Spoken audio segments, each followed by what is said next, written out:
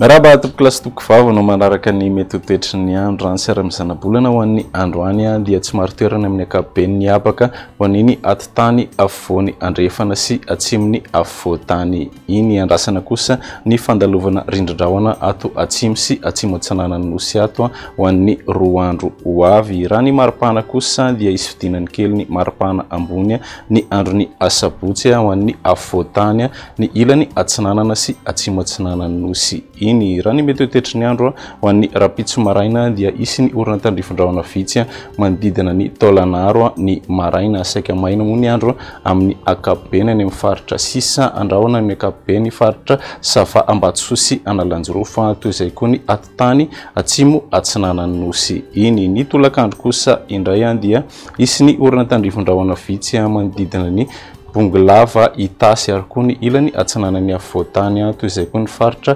Vadivavy Fitovinany atsimo atsinanana ary manodidina ny distrikany Taolanaro hatrany. Ny ambiny kosa moa dia hijanona ho maina hatrany ny andro. Ny maripana ho an'ny rapitso dia manodidina ny 7 ka hatramin'ny 8 ny afovoantany, 9 ka hatramin'ny 1 ny ilany atsinanana raha toa ka 3 ka hatramin'ny 2 ny ilany andrefana manodidina ny 9 degré ny maripana ambony ho an'iny ilany avaratra andrefan'ny nosy iny. Ny androny sabotsy kosa indray dia isy ny orana tandrifon-drahona vitsy manodidina ny Analalava sy Anosibeny vao maraina. Isy koa ny orana tandrifon-drahona dia mifaritra Vadivavy Fitovinany ary koa ny atsimo atsinanana. Ny ambiny moa dia saika ho maina ny tapany maraina fa isy kosa ny orana tandrifon-drahona amin'ny atitany Melaka faritra Bonglava ary koa ny ilany andrefan'ny afovoantany iny.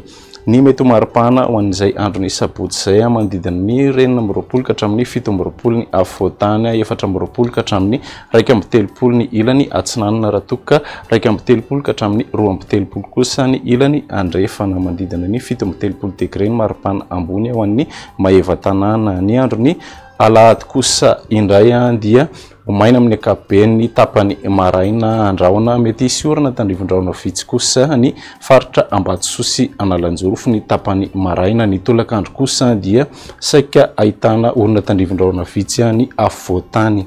Ny ambiny kosa dia ifandimby ny rahona sy ny masoandro.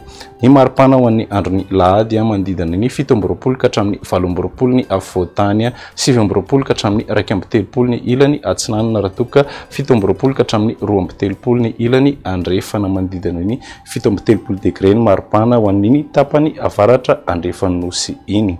Izay ny meteo an'ity anio ity manome fotoananao ho an'ny rapitso indray. Veloma tompoko.